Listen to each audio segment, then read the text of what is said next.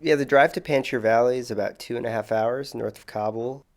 Pretty narrow mountain roads that take you through a really tight gorge along the Panjshir River. As far as violence, it's one of the safer routes in Afghanistan because it is still controlled by the former Northern Alliance members.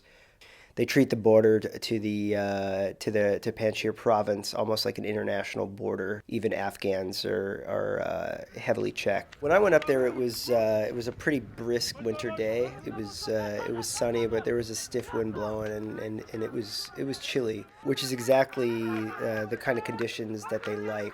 This field was fairly typical. I was told it's just an open dirt patch. Boundaries were more suggestions than actual demarcations, except for the goals. There are two chalked off circles, and that's where you have to drop the goat or calf carcass, and that's how you score. There is an announcer called a jarchi.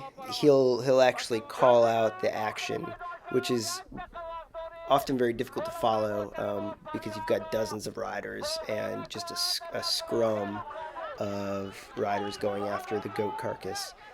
And the crowd's really into it.